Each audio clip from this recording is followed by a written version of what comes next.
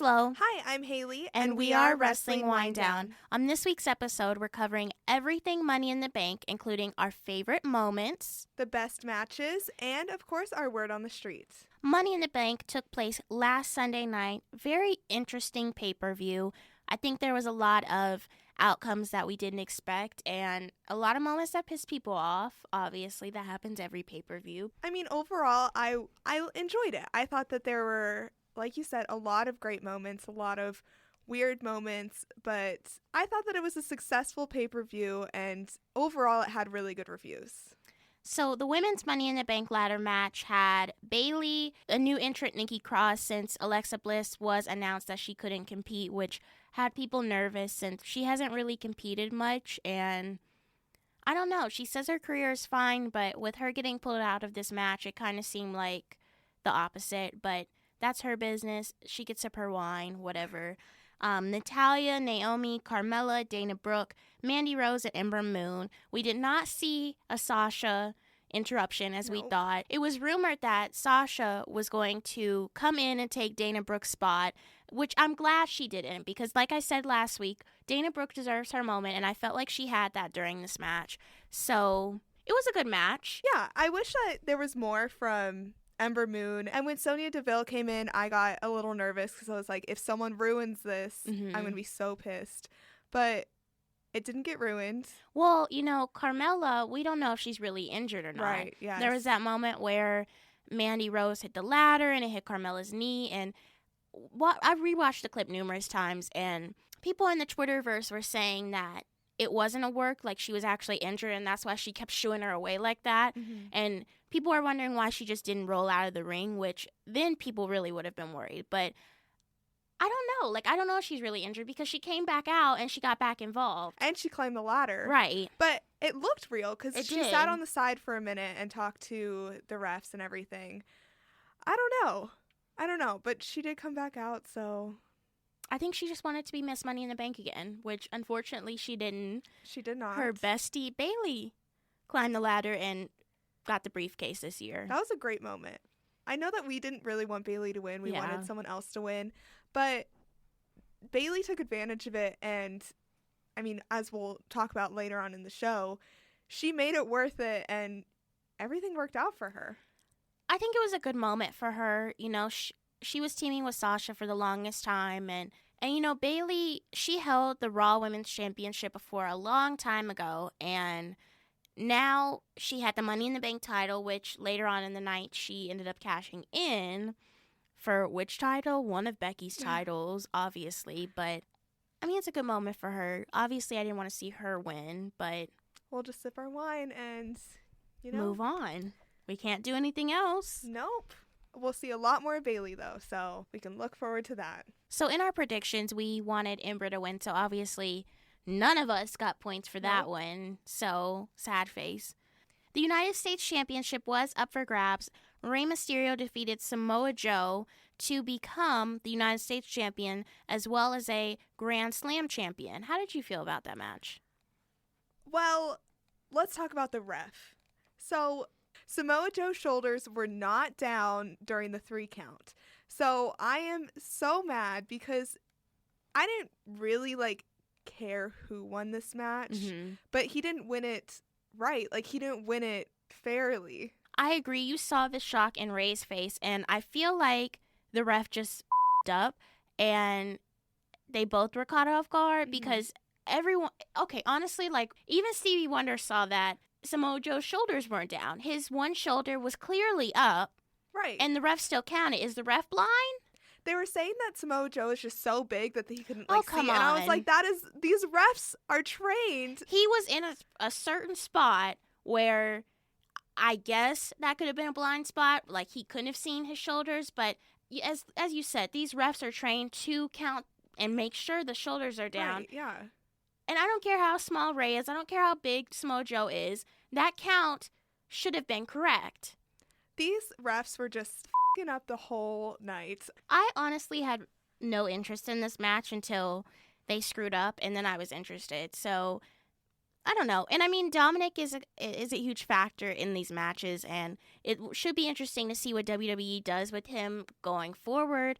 I mean, Samoa Joe kind of deserves a rematch after that one, but we'll see what they do with this. So, in our predictions, Haley predicted that Samoa Joe would win, and I predicted Rey Mysterio. So, I am up by one. I'm falling behind. This is going good so far. During the steel cage match featuring Shane McMahon and The Miz, there was so much leading up to this match, so much drama, and I was disappointed with this match just because, again, the refs messed up, and I feel like Shane McMahon got out easy. So the entire match, The Miz seemed like he was going to win. And everyone on Twitter, Instagram, pretty much everyone thought that The Miz was going to win just because he wanted it more. He wanted to defend his father's name.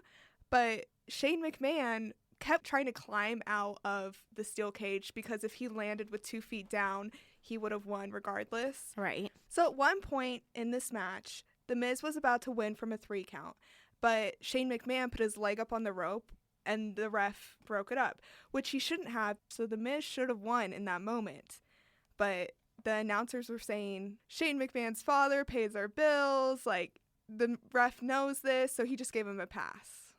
I think that's interesting since, you know, with some steel cage matches, the ones that I've seen, it's you can win either 3 ways. You can climb over the cage or through the door, so you leave the cage altogether and you win, or you win by pinfall or submission. So if the ref broke up the count when Shane's foot was on the rope, he's correct, because in a typical match, and if this was a steel cage match, how they usually do where they bend the rules, they break up a count if the foot is on the rope. But I mean, the announcers just made it seem like that shouldn't have been a thing, but I honestly think Shane got off really easy in this. I think I just expect more because, you know, I used to see these steel cage matches back in the day, and it was just so gruesome. Like, you would see blood. Everyone would just be, like, so into it. I'm not saying they weren't into it, but I just feel like they didn't go above and beyond in this match. Shane's whole tactic was to get out of the ring, right, not fight. Yeah. And that's when everything went downhill. It was kind of boring for a steel cage match, in my opinion. Bring back ECW.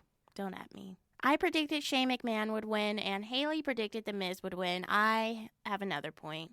I don't know why this is happening. I just picked the people that I thought might win. I'm slacking.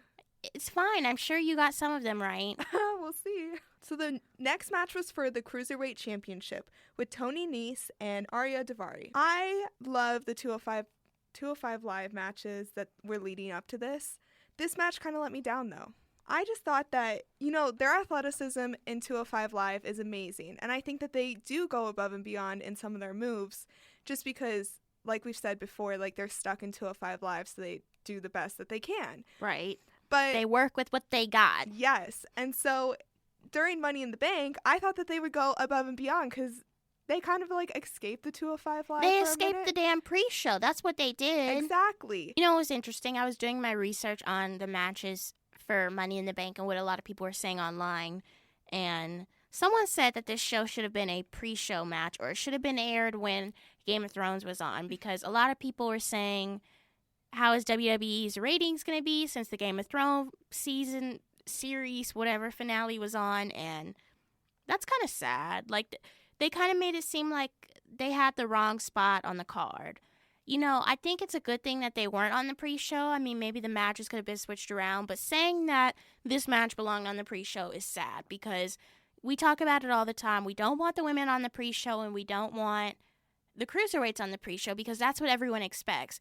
WWE tried to switch it up, and y'all are still complaining. Like, I don't understand. On the pre-show, we had Daniel Bryan and Rowan versus the Usos, which was a huge change. I know a lot of people are into the Usos. I love the Usos as well, but come on now. We need to switch it up. And obviously, people complained about that too. Whatever. Just watch the pay-per-view, drink your Chardonnay, and shut up. I mean, I'm not trying to be rude about it, but I feel like a lot of people are so opinionated, and when the WWE gives them what they want finally, Batista, they get mad. They're like, well, this should have been on the pre-show. Like, you need to give people chances. Yeah, I'm not saying no one watches 205 Live. It just Right. has less viewership than Absolutely. Raw and SmackDown. So I'm happy that they put this on the show because maybe people who didn't really know about 205 Live will watch this match and be impressed and then go watch it. So I'm happy that they didn't. You just felt like they could have done a better job at showcasing their talent. Exactly. I get what you're saying. Exactly. People need to stop complaining. So for the Tony Nese versus Arya Daivari match, we both thought Tony would win. And we were both right on that. Yay! Becky Lynch took on Lacey Evans for the Raw Women's Championship. Becky fought twice in one night. During our last show, I said that if they put her back-to-back in matches, I was going to be pissed. And they did. And they did. They put her back-to-back. Where, yes, she could have not gone straight into the second match, but she probably had so much, like, built-up energy going that she was just like, okay, let's do this. But still, I'm mad. Here's the thing. Like I said, competitors need time to kind of like go in the back, get their mind together, and come back out and compete again. In Royal Rumble matches, for example, if someone is defending a title, they'll have them defend it earlier in the night, and then they have the Royal Rumble match at the end of the night. Now, I know this is not a Royal Rumble match, but it's 2 matches. Mm-hmm. And if you have someone that loses their title at the beginning of the night, they'll come and face off in the Royal Rumble, and it's at the end of the night. So they have, an hour and a half to 2 hours to just kind of sit in gorilla and kind of just get their shit together, right? No, it almost felt like Becky Lynch was in a gauntlet match because she had 2 matches back to back. So after the first match, Charlotte came out and demanded that Becky have her next match right after that. It killed me a little bit, but it's stupid. It is. And, Charlotte won. She did not keep that title for very long. Okay, but Lacey Evans got involved in their match, and she hit Becky Lynch with the woman's right. So, honestly, Charlotte Flair didn't win fairly. No, absolutely not. The ref was turned around. He didn't even see Lacey come out. That's how Charlotte won. I said this before, and I'll say it again. Well, first of all, obviously her title reign didn't last long, but no. I'm tired of Charlotte Flair having the title. I know that she's a great woman to have on the pedestal and have as the top, champion, which I'm not saying that she isn't, but again, diversity. We need someone else as the women's champion. Charlotte 9 belts is what they were calling her. And see, she's beat Trish Stratus's record. That's what we were talking about before, too. Trish Stratus held the record of the most women's championship reigns, and now Charlotte Flair has it. And then Bayley came out, and she cashed in. Bayley capitalized on this. And she won, and Bayley is the new SmackDown Women's Live Champion, and people are salty. I was reading tweets, and someone said they were pissed because this is the second year in a row where someone, specifically the women, has cashed in the same night, which, okay, I get that they're capitalizing, but think about the men. We've had so many great cash-ins that haven't happened on the same night. We've had Edge, we've had Dolph Ziggler, we've had men wait until the last night of their contract to go cash their damn Money in the Bank briefcase in. I mean, even with Carmella, she didn't cash in for a while, and... Right. And a lot of people, when she was, kind of looming around with her briefcase, they thought every week she's going to cash it in, she's going to cash it in. It was just the suspense. And no one probably thought Bayley was going to cash in. Right. But I don't know. I don't really like the cash-ins the night of. The only one that I can think of that was really good was Seth Rollins when he cashed in at WrestleMania on Roman Reigns and won the WWE Championship. That was good. But when you're at Money in the Bank or you're at some other pay-per-view, it's just not as... I mean, obviously the crowd loved it. I think the crowd's tired of seeing the same champion over and over, but... The one thing that I did like about this was Charlotte got a taste of her own medicine because she had to do back-to-back matches. So even before Bayley cashed in, she beat Charlotte up to the point where she couldn't even move. Yeah. And so when she cashed in, she immediately did a 3 count and won. So it worked out in her favor, but... You're right. The suspense just isn't there. You know what I think is going to happen next? I feel like WWE is somehow going to get Sasha to come back, and it's the perfect storyline. You have Bayley, who is now a women's champion. You have Sasha Banks. We haven't heard from her in 7 years. She's going to come back, and she's going to get in Bayley's face and be like, so we're not a team anymore? And then they're going to go after the title. That's what I think. That would be a good I could be wrong, but maybe I should be a WWE writer. I seem to know what I'm doing. That would be a great storyline. I think people would actually be intrigued because we still don't know where Sasha is. We don't even know if her hair is purple anymore. She could be anyone right now. She could be anywhere. I know. A new identity. So for the Lacey versus Becky match, we both thought that Becky would win. Obviously, we were right there. And we both thought that Becky would win versus Charlotte, and we were both wrong, since Charlotte ended up winning and Bayley cashed in her Money in the Bank briefcase. So the next match is what people are calling the best match of the whole night. So it was Roman Reigns versus Elias. And when they were walking into the ring, Elias came up behind Roman Reigns and smashed his guitar into him. So no one really knew if Roman was even going to make it into the ring, which he did eventually after Elias sang an entire song. He made it through an entire song for the first time. Let that man sing. I was like, oh my God, Roman Reigns, come on. I mean, it was an interesting match. WWE was up against Game of Thrones at, literally, right up against it. And they needed something that was going to help them stand out. This was interesting enough to where wrestling fans didn't want to tune out. I mean, some of them did, obviously. Maybe they weren't fans of Elias, or maybe they were fans of Roman Reigns, whatever. They might have tuned off, or they might have changed the channel. But, I mean, it was an interesting match. It was quick once Roman got in the ring with him, but... Yeah. And we heard Elias with an electric guitar this time. Wow. I know. What a musical genius. I mean, you could call him that. For Roman versus Elias. We were also both right. We both thought that Roman was going to win. Hell yeah. In the next match, we had Seth Rollins versus AJ Styles for the Universal Championship. This was a match that a lot of people were looking forward to.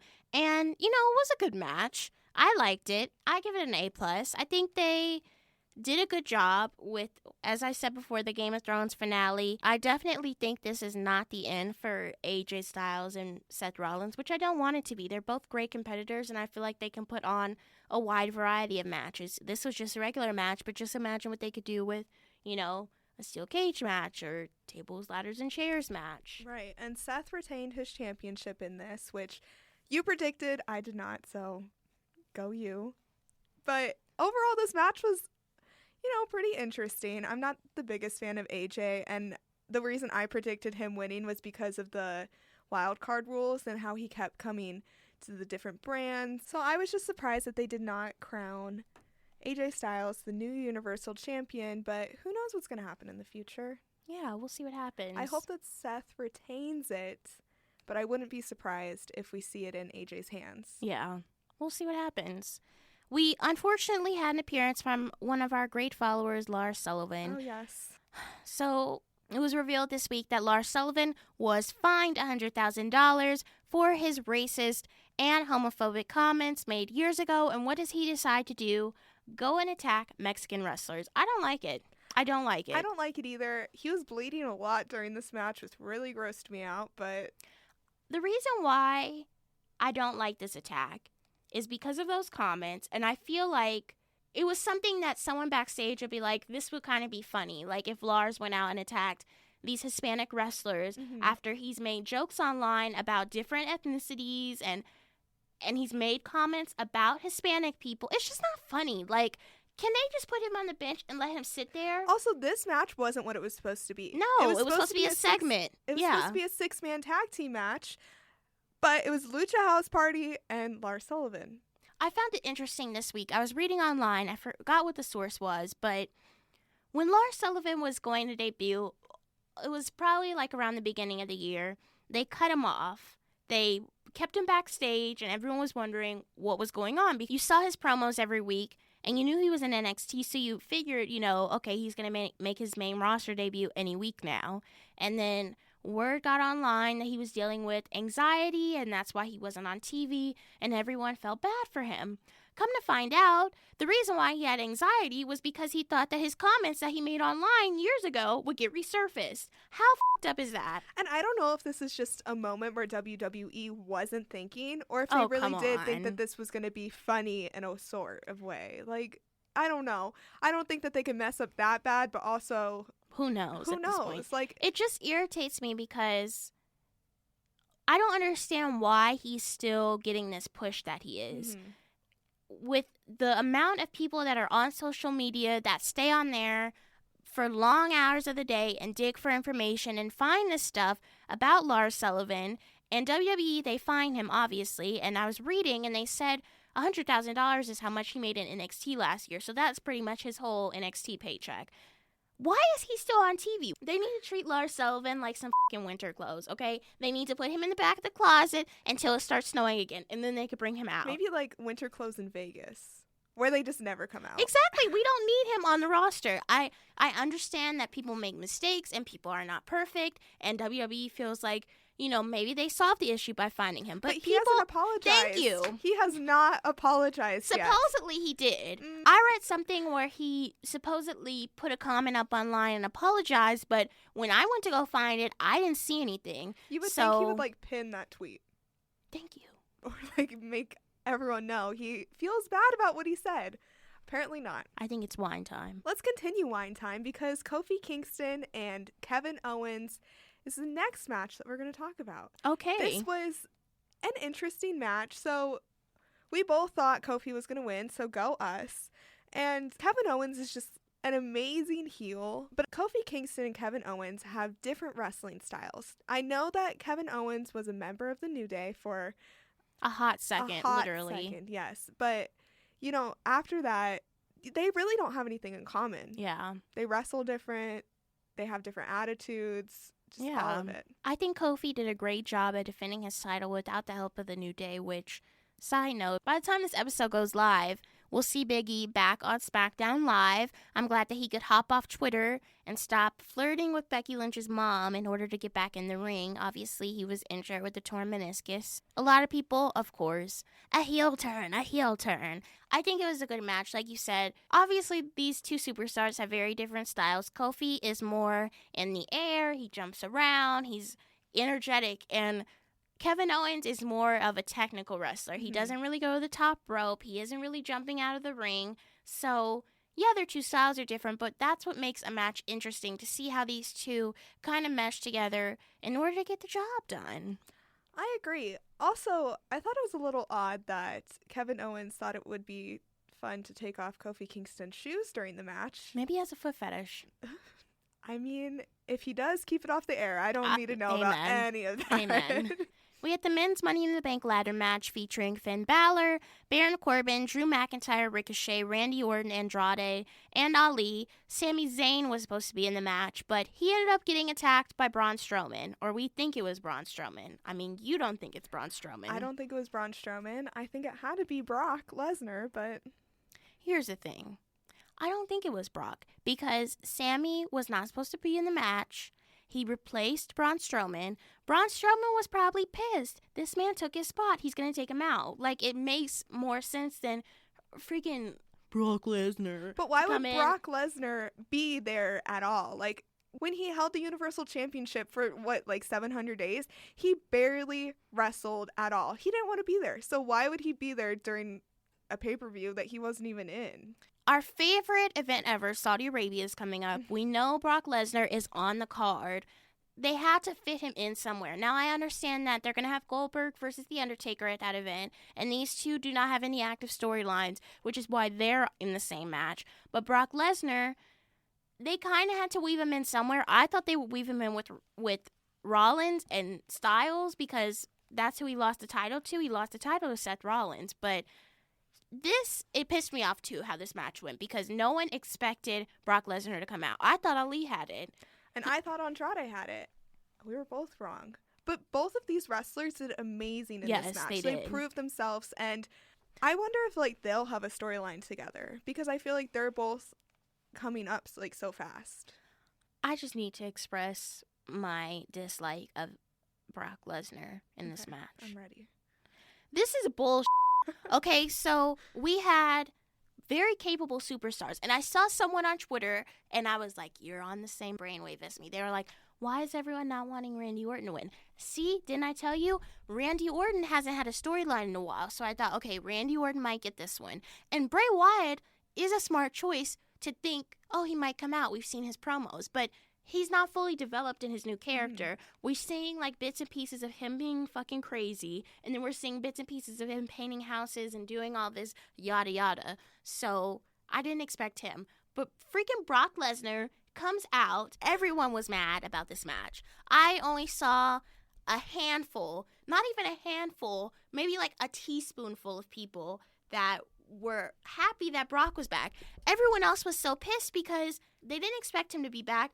Like you said, he wasn't even there when he held the title, so why is he there now to win a briefcase? How long do you think it's going to take him to cash in? And when would he cash in? When is he ever on the show? Someone mentioned online about Brock Lesnar holding this Money in the Bank briefcase, which is logical, and it makes sense, and it fits the mold of Money in the Bank, but it still irritates me. Money in the Bank and the cash-in is supposed to be mysterious. If you have someone that's never in the building, never present, you don't know when he's going to pop up, then you never know when he's going to cash in. So Brock Lesnar is kind of the perfect person to have the belt. But you think about it, Bray Wyatt could have been the perfect person too. He's in his funhouse. He ain't on Raw. Or Ali or Andrade, who are on the shows. That's too much like right. You're right. WWE I'm would disappointed. never. I'm just disappointed with the end of this match. Yeah, and it just ended with Brock Lesnar on top of the ladder holding it, and that's not a good way to end a pay-per-view. I also thought that Finn Balor died in this match because of the... How many times he was thrown? Come on. Who is doing this to him backstage? He hit every single ladder at when least him twice. When him and Andrade were on that ladder and he fell... I thought something. I was scared. Like, I was genuinely scared. There's, you'll see moments in matches and you're like, holy that was cool. But that moment, it scared me because the way he fell. Yeah. Oh my God. That was just scary. Please do not try this at home. And it didn't just happen once. It happened numerous times. So many times. I wonder if Finn Balor walked into a creative meeting for Money in the Bank and he was like, I volunteer as Tribune. Throw me off the ladder. Throw me off all the ladders. And they were like, you know what? Bet. Like, did he know? I hope he had to know. Oh my God. On the kickoff show, we had Daniel Bryan and Rowan defending their new WWE Tag Team Championship belts against the Usos, and they ended up winning. It was a good match. The crowd was lively for a pre-show. I think the Usos did a good job because they were salty a couple weeks ago because Shane McMahon wanted to just hand over the title belts to Bryan and Rowan. But I think these two did a good job at defending their titles. I haven't seen Daniel Bryan in a tag team since he was tag teaming with Kane as Team Hell No. It's been so long, but these two definitely work well in the ring together. But with a team like the Usos who have been together longer and they know each other's style in the ring, I kind of thought there would be a disconnect there, but it didn't really seem like there was. No, it was interesting, especially to see how they used the wild card rule. Uh-huh. I mean, it was a good match. I think that the Usos should have won just because they are, as we said, like a designated tag team. And we don't know how long Daniel Bryan and Rowan are going to be together. Right. But I am happy that they put this on the kickoff show compared to the 205 Live Cruiserweight match. But still, this was a better match than some of the other matches, if we're being honest. Let's get into our word on the street. So Mick Foley announced the 24/7 title, which is a new title on WWE. So they previewed it during this pay-per-view. And, no one really knew what it was going to be, but it is this 24/7 title. Interesting that Mick Foley announced this title belt since he was on Monday Night Raw a couple years ago, and Stephanie McMahon threw him off and said never to come back. But obviously, as WWE works, Mick Foley is back, and he announced this 24/7 championship, which can, quote-unquote, be won by anyone or everyone, but I don't think women can fight for it. I didn't see anything online about women being able to compete for it. It said only men. It said it can be defended anywhere at any time, and currently R-Truth holds the title, and no one has any idea where R-Truth is, so they can win the title. I do not like this title belt design. I think it's ugly. It is, compared to any of the other title belts, it is hideous, and I know people are like, well, it doesn't matter. It's not your title belt, but it does matter. It's ugly. It is ugly. But I like the concept behind it. I think they could have done a better job at creating the title. We know it's a 24/7 title belt. We don't need it right on the damn plate of the belt. I do think it was interesting, the crowd reaction when Mick Foley announced the title belt. A lot of people were giving their guesses online. They thought it would be like a social media belt. A lot of people did think it would be a belt that would be defended at any time, but they just didn't know the name of it, or they thought it would be the resurrection of the hardcore title. But people in attendance were salty. They were booing, and I mean, that's kind of embarrassing. Like, you have this new title belt. You expect your fans to be excited about it. I'm assuming they were booing because they saw how it looked. Probably. I mean, I'll be booing if women can't win it. From what it seems like, I don't think that women are allowed to. Obviously, I don't know all the stipulations and stuff. It seems like from what they said that it's only men, but you never know. You might get someone in there that will snatch it up. Maybe. You know, when I was looking up more information about this title, I found this lovely article on Forbes that called the new 24/7 title, saying that it will be meaningless in no time. It will be.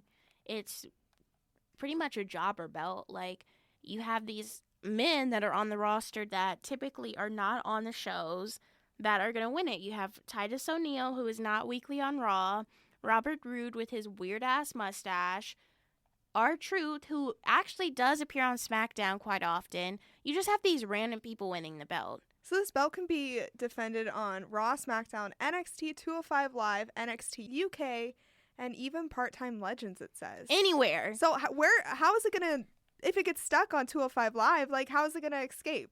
Or if it gets stuck on NXT, how is it going to come to Raw? Because someone from the Raw roster, someone from the main event roster would have to go on NXT and win the belt. Interesting. Okay. Yeah. I mean, I could see it starting some interesting storylines. I do agree. I think this could bring about different storylines, but at the same time, like, I'm thinking of the different championships in WWE right now, and I can't think of people off the top of my head that are champions. Like, who's the Intercontinental Champion right now? We should know this stuff. With this belt being won so frequently, how the hell am I supposed to keep up with this? WWE doesn't update that fast. And not everyone watches every single Right. brand, so if it switches brands, This is a people are gonna get show. lost. I don't think this is going to end up well. Another WWE superstar announced that he will not be renewing his contract once it expires in 5 years. AJ Styles just announced that right now he is 41 years old, but in 5 years, AJ Styles would be 46. And he says that this is the perfect time for him to just end his career with WWE and spend the rest of his time with his family. He says that at 46, he thinks that he might be like a little too old to keep competing, which he knows his body more than anyone else. So Right. he listens to that, and he just signed a contract, so he does have 5 years left. So tons of storylines, tons of time for everyone to, Enjoy him in the ring. yes, enjoy him in the rings. I think this is a smart call by AJ Styles. We've mentioned here before that some WWE superstars just don't know when to stop. Mm-hmm. Some of them are on the Saudi Arabia card. I will not name names. But I think this is a smart decision by him. He does have young kids. You know, 46 is up there in age when it comes to professional wrestling. You can't throw your body around like you used to. This is a smart call by him. I wish some other superstars would stop coming back, going to Saudi Arabia, a show that no one wants to watch in the first place, and wrestling. Let's just stop. I know people are going to get mad and be like, why are you talking about the legends like that? But you have to think about their health first. A couple months ago, someone tweeted that The Undertaker has signed a new contract, and I had tweeted them and said that he just needs to retire already. And this person was so salty at me because they said, he's in great shape. What do you mean? He just lost 10 pounds. I'm kind of like, are you his scale? And secondly, he was on Monday Night Raw for one night, for a minute, literally a minute. How do you know what shape he's in? Of course he's going to throw down for a minute. You can't expect him to be in the ring for 15 to 20 minutes. This Goldberg and Undertaker match at the new Saudi Arabia show, it scares me because these men are older. They're not 25, 30 anymore. I agree. I think some people might think, oh my God, they're bashing them, like I said, but No, we're like, not. If wrestlers want to keep wrestling after, mid-40s and they think that they're up to it, great. Go for it. But I feel like at the same time, the audience can see when you're struggling. Right. And the rest. Certain superstars, for a long time now, they've been getting back in the ring and they struggle. They take forever to get to the ring.